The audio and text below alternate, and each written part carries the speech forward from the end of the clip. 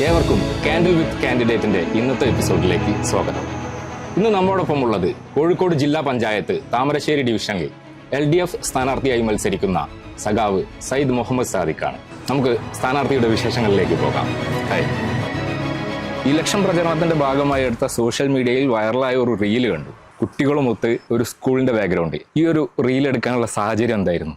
ഈ തെരഞ്ഞെടുപ്പ് പ്രചാരണത്തിന്റെ ഭാഗമായി അനേകം റീലുകൾ ചെയ്യുകയുണ്ടായിട്ടുണ്ട്. അതിൽ ചിലതെല്ലാം നേരത്തെ ആസൂത്രണം ചെയ്ത് പ്ലാൻ ചെയ്ത് തയ്യാറാക്കി ചെയ്തതാണ്. ഈ സ്കൂളിൽ നിന്നുണ്ടായ റീൽ എന്ന് പറയുന്നത് വളരെ യാദൃശ്ചികമായി സംഭവിച്ചൊരു റീലാണെന്ന് വേണമെങ്കിൽ പറയാം. ഞാൻ പഠിച്ച എല്ലാ സ്കൂളുകളിലും അധ്യാപകരെ കണ്ട് അനുഗ്രഹം വാങ്ങി തെരഞ്ഞെടുപ്പിന്റെ പ്രവർത്തനങ്ങളുമായി മുന്നോട്ട് പോകുന്നതിനിടയിലാണ് LP വിദ്യാഭ്യാസം ചെയ്ത ഓയലക്കുന്ന് LP സ്കൂളിലെത്തുന്നത്. എൻ്റെ വീടിന് തൊട്ടടുത്താണ്. ഈ താമരശ്ശേരി ഡിവിഷൻ പരിധിയിൽ വരുന്ന സ്കൂളാണ്. ആ സ്കൂളിലെത്തി അവിടെയുള്ള പ്രധാന അധ്യാപികയോട് സംസാരിച്ചു.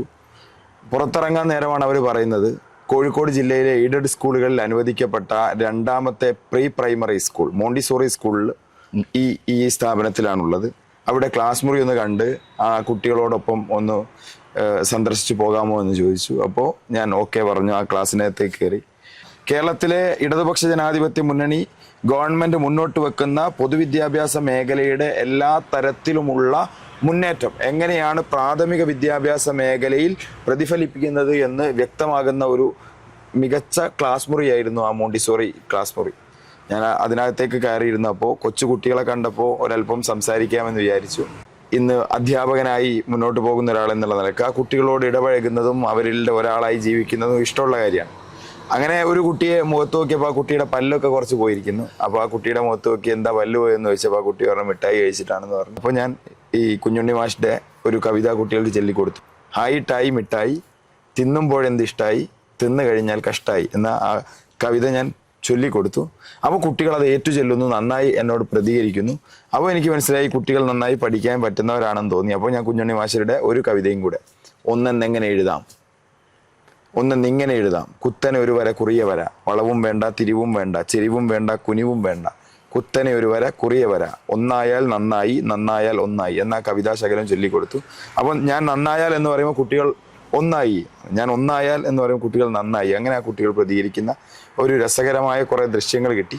അപ്പോൾ എൻ്റെ കൂടെ ഉണ്ടായിരുന്ന എൻ്റെ തെരഞ്ഞെടുപ്പ് പ്രചാരണത്തിന് സോഷ്യൽ മീഡിയ റീലുകളെല്ലാം സഹായിക്കുന്ന എൻ്റെ സുഹൃത്തുക്കൾ അതൊരു റീലാക്കി സോഷ്യൽ മീഡിയയിൽ എൻ്റെ അക്കൗണ്ടിൽ പോസ്റ്റ് ചെയ്യാൻ വേണ്ടി പറഞ്ഞു. അങ്ങനെ പോസ്റ്റ് ചെയ്തു. ഒരുപാട് റീലുകളുടെ കൂട്ടത്തിൽ അതും വന്നെങ്കിലും ഏറ്റവും കൂടുതൽ വൈറലായ, ഒരുപാട് ആളുകൾ കണ്ട, ഇപ്പോഴും പ്രചാരണത്തിന് പോകുമ്പോൾ ആളുകളെല്ലാം ഇഷ്ടത്തോടു കൂടി എടുത്തു പറയുന്ന ഒന്നായി ആ റീല് മാറി. അതാണ് ആ റീലിൻ്റെ പുറകിലുള്ള ഒരു കഥ. താങ്കളുടെ അഭിപ്രായത്തിൽ താമരശ്ശേരിയിൽ നിലനിൽക്കുന്ന വികസന പ്രശ്നങ്ങൾ എന്തൊക്കെയാണ്? താമരശ്ശേരി ഡിവിഷൻ LDF സ്ഥാനാർത്ഥി എന്നുള്ള നിലയിൽ ഈ ഡിവിഷനു കീഴിൽ വരുന്ന 44 വാർഡുകളിലും ഒന്നിലധികം തവണ സന്ദർശിച്ചൊരു സ്ഥാനാർത്ഥിയാണ്.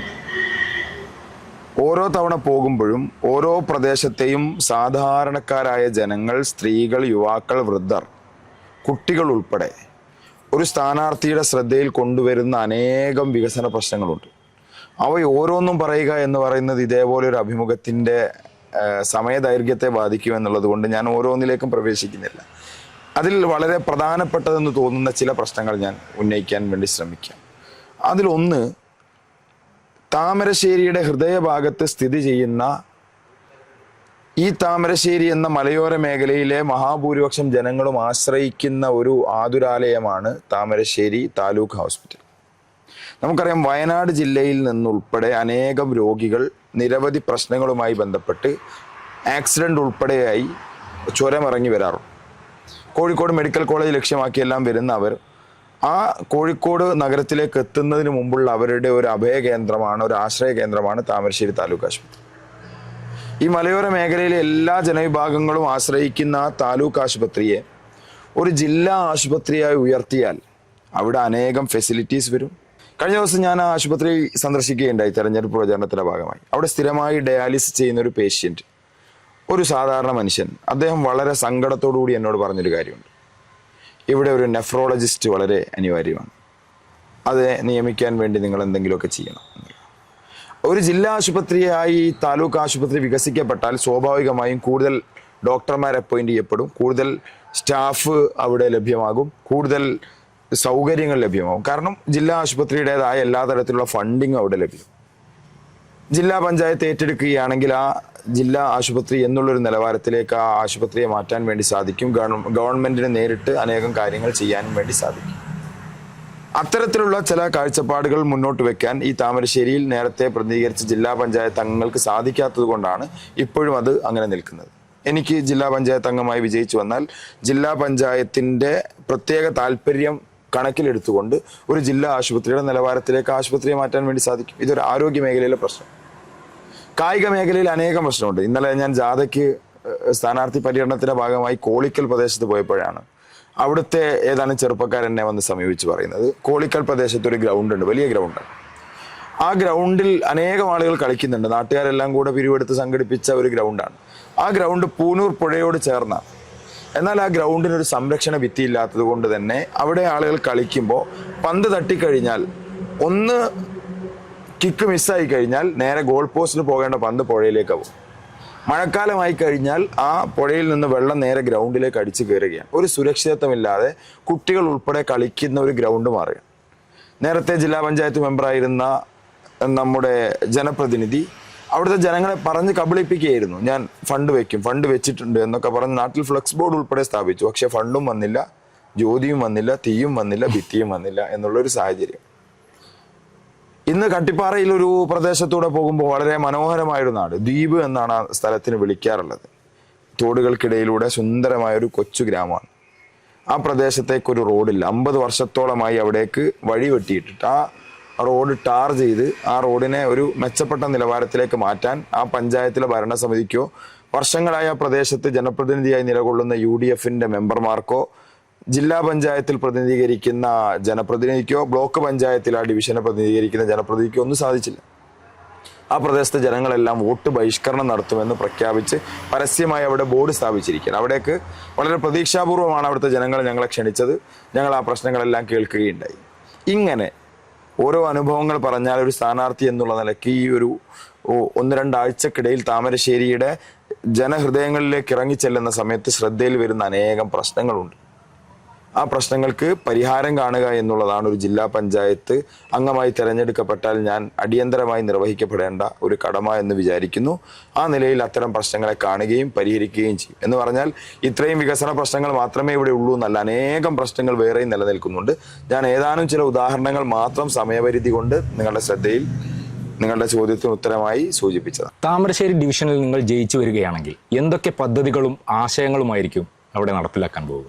ജില്ലാ പഞ്ചായത്തിന്റെ തനത് പദ്ധതിയിൽ ഉൾപ്പെടുത്തി താമരശ്ശേരി ഡിവിഷന്റെ പുരോഗതിക്ക് വേണ്ടി അനേകം കാര്യങ്ങൾ ചെയ്യാനുണ്ടെന്നാണ് ഞാൻ മനസ്സിലാക്കുന്നത്. അതിനെ വ്യത്യസ്ത തലത്തിൽ വിദ്യാഭ്യാസ രംഗം, ആരോഗ്യരംഗം, കായിക രംഗം, കലാസാംസ്കാരിക രംഗം, ഇങ്ങനെ നിരവധി മേഖലകളാക്കി തരംതിരിച്ച് ഓരോ രംഗത്തെയും പ്രശ്നങ്ങൾ കൃത്യമായി ഐഡന്റിഫൈ ചെയ്ത് അതിന് പരിഹാരം കാണുക എന്നുള്ളതായിരിക്കും പ്രാഥമികമായി നൽകുന്ന മുൻഗണന.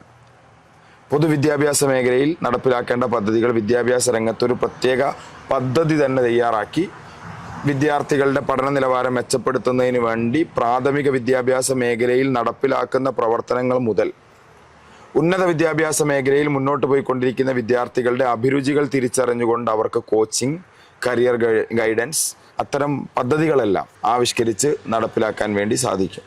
അതോടൊപ്പം തന്നെ സിവിൽ സർവീസ് കോച്ചിങ്ങിനുള്ള സംവിധാനങ്ങൾ, വിദ്യാർത്ഥികളുടെ എല്ലാ നിലവാരത്തിലുമുള്ള പഠന സാധ്യതകളെ മെച്ചപ്പെടുത്തുന്ന പദ്ധതികൾ വിദ്യാഭ്യാസ മേഖലയിൽ നടപ്പിലാക്കാൻ വേണ്ടി സാധിക്കും. ആരോഗ്യരംഗത്ത് താലൂക്ക് ആശുപത്രി ജില്ലാ തലത്തിലേക്ക് വളർത്തുക എന്നുള്ളതോടൊപ്പം തന്നെ പ്രാഥമിക ആരോഗ്യ കേന്ദ്രങ്ങളുടെ നിലവാരം വർദ്ധിപ്പിക്കുന്നതിന് മികച്ച നിലവാരത്തിലാണ് കേരളത്തിൽ അത് മുന്നോട്ട് പോയിക്കൊണ്ടിരിക്കുന്നത്. അതിനാവശ്യമായ ഫണ്ടുകൾ സ്വരൂപിച്ച് കണ്ടെത്തി അത്തരം പദ്ധതികൾ വികസിപ്പിക്കുക, പൊതുജനാരോഗ്യത്തെ വളർത്തുക എന്നുള്ളതാണ് മറ്റൊരു കാര്യം. കായിക മേഖലയിൽ എല്ലാ പ്രദേശത്തേക്കും കളിയിടങ്ങൾ സ്ഥാപിച്ച് വിദ്യാർത്ഥികൾക്കും യുവാക്കൾക്കും കുട്ടികൾക്കും കായിക മേഖലയിലേക്ക് കടന്നു വരാനുള്ള അനേകം സാധ്യതകളെ വളർത്തുക എന്നുള്ളതാണ് ഒരു കാര്യം ചെയ്യാൻ സാധിക്കുക. കലാസാംസ്കാരിക രംഗത്ത് വിദ്യാർത്ഥികൾക്കിടയിലും യുവാക്കൾക്കിടയിലും സ്ത്രീകൾക്കിടയിലും പൊതുജനങ്ങൾക്കിടയിലും എല്ലാം അനേകം സാധ്യതകൾ കലാസാംസ്കാരിക രംഗവുമായി ബന്ധപ്പെട്ടുണ്ട്. അതിന് സാംസ്കാരിക കേന്ദ്രങ്ങൾ, ഗ്രന്ഥശാലകൾ, അതേപോലെ നമ്മുടെ പൊതു ഇടങ്ങളെ എല്ലാം ക്ലബ് ചെയ്തുകൊണ്ട് നിരവധിയായ പ്രവർത്തന പദ്ധതികൾ തന്നെ നമുക്ക് ആവിഷ്കരിക്കാൻ വേണ്ടി സാധിക്കും. ലഹരിയുടെ പിടിയിലകപ്പെട്ട യുവത്വം നമ്മുടെ നാടിൻ്റെ ഇന്നത്തെ ഒരു വലിയ വെല്ലുവിളിയാണ്. അവരെ എല്ലാം തിരിച്ച് ജീവിതത്തിൻ്റെ സൗന്ദര്യത്തിലേക്കും ജീവിതത്തിൻ്റെ സുരക്ഷിതത്വത്തിലേക്കും തിരിച്ചു കൊണ്ടുവരാൻ വേണ്ടിയുള്ള പദ്ധതികൾ വളരെ അടിത്തട്ടിൽ നടപ്പിലാക്കാൻ വേണ്ടി സാധിക്കുന്ന പദ്ധതികളാണ്. ഇങ്ങനെ തുടങ്ങി നിരവധിയായ കാര്യങ്ങൾ ഒരു ജില്ലാ പഞ്ചായത്ത് അംഗം എന്നുള്ള നിലയിൽ ചെയ്യാനുണ്ട്. അതോടൊപ്പം തന്നെ സ്വാഭാവികമായും തദ്ദേശ സ്വയംഭരണ സ്ഥാപനങ്ങളുടെ അധികാര പരിധി ഉപയോഗിച്ചുകൊണ്ട് അവയിൽ നടപ്പിലാക്കേണ്ട തനത് ഫണ്ട് ഉപയോഗിച്ചുകൊണ്ടുള്ള നിർമ്മാണ പ്രവർത്തനങ്ങൾ, വികസന പ്രവർത്തനങ്ങൾ, അതേപോലെ തന്നെ നമ്മുടെ പൊതുമരാമത്ത് തലത്തിൽ നാം നടപ്പിലാക്കിക്കൊണ്ടിരിക്കുന്ന വികസന ക്ഷേമ പ്രവർത്തനങ്ങൾ തദ്ദേശ സ്വയംഭരണ സ്ഥാപനങ്ങളുടെ സാധ്യതകൾ ഉപയോഗിച്ചുകൊണ്ട് എത്രത്തോളം മെച്ചപ്പെടുത്താം എന്നുള്ള കാര്യങ്ങളും എല്ലാം എൻ്റെ ആലോചനയിലുണ്ട്. വിദ്യാസമ്പന്നനായ ഒരു ചെറുപ്പക്കാരൻ സ്ഥാനാർത്ഥിയായി മത്സരിക്കുന്നു എന്നത് പൊതുവെ ഇപ്പോൾ തന്നെ എല്ലാവരും അറിഞ്ഞു കഴിഞ്ഞു. എവിടെയായിരുന്നു നിങ്ങളുടെ വിദ്യാഭ്യാസം? എൻ്റെ സ്കൂൾ വിദ്യാഭ്യാസമൊക്കെ നാട്ടിലായിരുന്നു. ഓയലക്കുന്ന് LP സ്കൂളിൽ നിന്നാണ് 1ഉം 2ഉം എല്ലാം പഠിച്ചത്. പിന്നീട് ആവിലോറ UP സ്കൂളിൽ, ഹസനിയ UP സ്കൂളിലൊക്കെയാണ് UP കാലഘട്ടം പഠിച്ചത്. പിന്നീട് എളേറ്റിൽ MJ സ്കൂളിൽ നിന്നാണ് 10ാം ക്ലാസ് പാസ്സായത്. കോഴിക്കോട് മെഡിക്കൽ കോളേജ് ക്യാമ്പസിൽ നിന്നാണ് +2 പഠനം പൂർത്തീകരിച്ചത്. അതാണ് ഒരു സ്കൂൾ വിദ്യാഭ്യാസത്തിൻ്റെ ഒരു കാലഘട്ടം. അത് കഴിഞ്ഞ് 2015-18 കാലയളവിൽ കോഴിക്കോട് ഫറൂഖ് കോളേജിൽ നിന്നാണ് BA സോഷ്യോളജിയിൽ ബിരുദം നേടുന്നത്. പിന്നീട് 2020 കാലത്ത് ഗുരുവായൂരപ്പൻ കോളേജിൽ നിന്ന് സോഷ്യോളജിയിൽ PG പൂർത്തീകരിച്ചു. പിന്നീട് കോവിഡ് കാലത്തേക്കാണ് പ്രവേശിക്കുന്നത്. കോവിഡിൻ്റെ ഒരു കൊല്ലത്തെ ബ്രേക്കെല്ലാം കഴിഞ്ഞ് 2021-23 കാലയളവിലാണ് എൻ്റെ നാട്ടിലെ കൊടുവള്ളിയിലെ KMO കോളേജിൽ വെച്ച്, ട്രെയിനിങ് ഇൻസ്റ്റിറ്റ്യൂട്ടാണ്, അവിടെ വെച്ച് BEd പൂർത്തീകരിച്ചു. അത് കഴിഞ്ഞ് കാലിക്കറ്റ് യൂണിവേഴ്സിറ്റി ക്യാമ്പസിലെ എഡ്യൂക്കേഷൻ ഡിപ്പാർട്ട്മെൻറ്റിൽ നിന്ന് MEd പൂർത്തീകരിച്ചു. ഇത്രയും കോഴ്സുകളാണ് ഈ കാലയളവിനിടയിൽ പഠിച്ചു തീർത്തത്. ബിരുദവും ബിരുദാനന്തര ബിരുദവും അധ്യാപക ബിരുദവും അധ്യാപക ബിരുദാനന്തര ബിരുദവും എന്ന് പറയുന്നത് ഒരു ജനപ്രതിനിധിയാകാനുള്ള ഒരു വ്യക്തിയുടെ വിദ്യാഭ്യാസ യോഗ്യതയിൽ എടുത്തു പറയാവുന്നതാണെന്ന് ഞാൻ വിചാരിക്കുന്നു. രാഷ്ട്രീയ പ്രവർത്തനവും സംഘടനാ പ്രവർത്തനവും ജനപ്രതിനിധിയാകാനുള്ള യോഗ്യതയും കേവലം വിദ്യാഭ്യാസമാണെന്ന് കരുതുന്ന ഒരാളല്ല ഞാൻ. വിദ്യാഭ്യാസ യോഗ്യതകൾ കുറവാണെങ്കിലും ജനങ്ങൾക്കിടയിൽ അനുഭവ പരിജ്ഞാനമുള്ള അനേകം നേതാക്കൾ മുഖ്യമന്ത്രി തലത്തിലും എല്ലാം പ്രവർത്തിച്ച് കഴിവ് തെളിയിച്ച ഒരു സംസ്കാരമാണ് കേരളത്തിൻ്റേത്. അതുകൊണ്ട് വിദ്യാഭ്യാസ മികവ് മാത്രമാണ് പ്രധാനം എന്നുള്ളതല്ല. പുതിയ കാലത്ത് വിദ്യാസമ്പന്നരായ ചെറുപ്പക്കാർ, യുവാക്കൾ ഈ തദ്ദേശ സ്വയംഭരണ സ്ഥാപനങ്ങളിലേക്ക് കടന്നു വരുമ്പോൾ സ്വാഭാവികമായും ആ ഒരു അക്കാഡമിക് അന്തരീക്ഷത്തിൽ നിന്ന് ആർജിച്ച അറിവും അനുഭവങ്ങളും കൂടി ജനങ്ങളുടെ മുന്നേറ്റത്തിന് വേണ്ടി വിനിയോഗിക്കാൻ വേണ്ടി സാധിക്കുമെന്നൊരു വിശ്വാസം എനിക്കുണ്ട്. ശ്രീ സയ്യിദ് മുഹമ്മദ് സാദിഖ് എന്ന വ്യക്തി എങ്ങനെയാണ് രാഷ്ട്രീയ രംഗത്തേക്ക് അരങ്ങേറിയത്? സ്കൂൾ കാലം മുതലേ ക്ലാസ് ലീഡറായും സ്കൂൾ ലീഡറായും ഒക്കെ ഒരു നേതൃഗുണം വളർത്താൻ അനേകം അധ്യാപകരും സുഹൃത്തുക്കളൊക്കെ പിന്തുണ നൽകിയിരുന്നു. അതിലൂടെ ചെറുപ്പം മുതലേ പ്രസംഗിക്കാനും എഴുതാനും കവിത ചൊല്ലാനും നേതൃശേഷികൾ പ്രകടിപ്പിക്കാനൊക്കെയുള്ള താല്പര്യവും ആഗ്രഹമൊക്കെ ഉണ്ടായിരുന്നു. അങ്ങനെയൊക്കെയായിരുന്നു സ്കൂൾ കാലം. അത് കഴിഞ്ഞ് ബാലസംഘത്തിലൂടെയാണ് ഒരു സംഘടനാ പ്രവർത്തനങ്ങളിലേക്കൊക്കെ പ്രവേശിക്കുന്നത്. ബാലസംഘത്തിൻ്റെ കിഴക്കോത്ത് വില്ലേജ് സെക്രട്ടറി ഒക്കെ ആയിരുന്നു. എളേറ്റിൽ ഗ്രന്ഥശാലയുടെ ബാലവേദി സെക്രട്ടറി ഒക്കെ ആയിരുന്നു സ്കൂൾ പഠനകാലത്ത്. അത് കഴിഞ്ഞ് കോഴിക്കോട് മെഡിക്കൽ കോളേജ് ക്യാമ്പസിലാണ് പഠിച്ചത്. എളേറ്റിൽ MJ സ്കൂളിൽ സ്കൂൾ ലീഡർ എന്നുള്ള നിലയിൽ ഉള്ളൊരു അനുഭവമൊക്കെ ആയിട്ടാണ് +2 പഠിക്കാൻ പോകുന്നത്. അവിടെ അത്യാവശ്യം സംഘടനാ പ്രവർത്തനമൊക്കെ ഉണ്ടായിരുന്നു. SFIയുടെ യൂണിറ്റ് സെക്രട്ടറിയും അതേപോലെ തന്നെ സ്കൂൾ പാർലമെൻറ്റ് ചെയർമാനൊക്കെ ആയി പ്രവർത്തിച്ചു. അക്കാലയളവിൽ തന്നെ 2012-13 കാലത്ത് താമരശ്ശേരി SFI ഏരിയ കമ്മിറ്റി അംഗമായി തെരഞ്ഞെടുക്കപ്പെട്ടു. പിന്നീട് SFIയുടെ ഏരിയ തലത്തിൽ അനേകം ചുമതലകൾ നിർവഹിച്ച് 2017 ഏരിയ കമ്മിറ്റിയുടെ സെക്രട്ടറിയായി തിരഞ്ഞെടുക്കപ്പെട്ടു. ജില്ലാ കമ്മിറ്റിയുടെ ഭാഗമായി പിന്നീട് ജില്ലാ നേതൃത്വത്തിലേക്കെല്ലാം കടന്നു വന്നു. അതിനിടയിൽ ഫറൂഖ് കോളേജിലെ ഡിഗ്രി പഠന കാലയളവിനിടയിൽ ഫറൂഖ് കോളേജിലെ യൂണിറ്റ് ഭാരവാഹിയായി. അങ്ങനെയാണ് വിദ്യാർത്ഥി സംഘടനാ പ്രവർത്തനങ്ങളിലൂടെയാണ് പടിപടിയായി പ്രവർത്തിച്ചു വന്നത്. നിലവിൽ SFIയുടെ കേരള സംസ്ഥാന കമ്മിറ്റിയുടെ ജോയിന്റ് സെക്രട്ടറിയായി പ്രവർത്തിക്കുന്നുണ്ട്. ഇതിനിടയിൽ യുവജന സംഘടനാ രംഗത്തും വലിയ ചുമതലകളെല്ലാം നിർവഹിച്ചു. പ്രാദേശികമായി മേഖലാ കമ്മിറ്റിയുടെയും ബ്ലോക്ക് കമ്മിറ്റിയുടെ എല്ലാം ഉപഭാരവാഹിയായി പ്രവർത്തിക്കാൻ അവസരമുണ്ടായി. CPIMന്റെ താമരശ്ശേരി ഏരിയ കമ്മിറ്റി അംഗമായി നിലവിൽ പ്രവർത്തിക്കുകയാണ്. ഏൽപ്പിക്കപ്പെടുന്ന ചുമതലകളും ഉത്തരവാദിത്തങ്ങളും പരമാവധി നീതിപൂർവവും സത്യസന്ധവുമായ നിലയിൽ നിർവഹിക്കാനുള്ള ശ്രമം നടത്താറുണ്ട്. അത് പൂർണ്ണമാണ് എന്നുള്ള അഭിപ്രായമൊന്നുമില്ല. പക്ഷേ കേവലമായ സംഘടനാ പ്രവർത്തനം എന്നുള്ളതിനപ്പുറത്ത് അത് സന്നദ്ധ പ്രവർത്തനവും സാമൂഹിക പ്രവർത്തനവും സാംസ്കാരിക പ്രവർത്തനവും ജീവകാരുണ്യ പ്രവർത്തനവും എല്ലാം ഇഴചേർന്നതാണ്. മലയോര മേഖലയിൽ പ്രധാന പ്രശ്നങ്ങളിലൊന്നായ വന്യജീവി പ്രശ്നത്തിൽ എന്ത് പ്രതിവിധിയാണ് ചെയ്യാൻ സാധിക്കുക? ഈ താമരശ്ശേരി ഡിവിഷനിൽ പെടുന്ന കട്ടിപ്പാറ ഗ്രാമപഞ്ചായത്തിലെ ചില മേഖലകളും ഓമശ്ശേരി ഗ്രാമപഞ്ചായത്തിലെ ചില മേഖലകളുമെല്ലാം ഈ വന്യജീവി പ്രശ്നം അഭിമുഖീകരിക്കുന്ന പ്രദേശങ്ങളാണ്. അവയ്ക്കൊരു ശാശ്വത പരിഹാരം കാണേണ്ടതുണ്ട് എന്ന് കരുതുന്ന ഒരാളാണ് ഞാൻ. അതിന് പുതിയ ചില രീതികൾ അവലംബിക്കേണ്ടതുണ്ട്. ജൈവവേലികൾ, സോളാർ ഫെൻസിങ് ഉൾപ്പെടെയുള്ള പദ്ധതികൾ ഉപയോഗപ്പെടുത്തി ഒരു വന്യ അന്തരീക്ഷത്തിൽ മൃഗങ്ങൾക്ക് ജീവിക്കാനും ഒരു നാടൻ അന്തരീക്ഷത്തിൽ മനുഷ്യർക്ക് ജീവിക്കാനും, മനുഷ്യരുടെ ആവാസ വ്യവസ്ഥ ബാധിക്കാത്ത നിലയിൽ മനുഷ്യർക്കും വന്യജീവികളുടെ ആവാസ വ്യവസ്ഥ നശിക്കാത്ത രൂപത്തിൽ അവർക്കും ജീവിക്കാൻ പറ്റുന്ന ഒരു പ്രകൃതി നിർണയിച്ചിട്ടുള്ള ഒരു അന്തരീക്ഷം രൂപപ്പെടുക എന്നുള്ളതാണ് നമുക്ക് പരിഹാരം. കാട്ടിൽ നിന്ന് വന്യമൃഗങ്ങൾ നാട്ടിലേക്ക് ഇറങ്ങി മനുഷ്യരുടെ ദൈനംദിന ജീവിതത്തെ അസ്ഥിരപ്പെടുത്തുന്ന ഒരു രീതിയിൽ നിന്ന് മാറ്റാൻ വേണ്ടി ജൈവവേലിയും സോളാർ ഫെൻസിങ്ങും ഉൾപ്പെടെയുള്ള പദ്ധതികൾ നടപ്പിലാക്കിയാൽ സാധിക്കുമെന്നാണ് എൻ്റെ ഒരു വിശ്വാസം. ഇത്രയും നേരം സിറ്റി ലൈറ്റ് ടിവിക്കൊപ്പം സഹകരിച്ച ശ്രീ സാദിഖിന് നന്ദി. താമരശ്ശേരി ഡിവിഷനിൽ സ്ഥാനാർത്ഥിയായി മത്സരിക്കുന്ന താങ്കൾക്ക് എല്ലാവിധ വിജയാശംസകളും നേരുന്നു.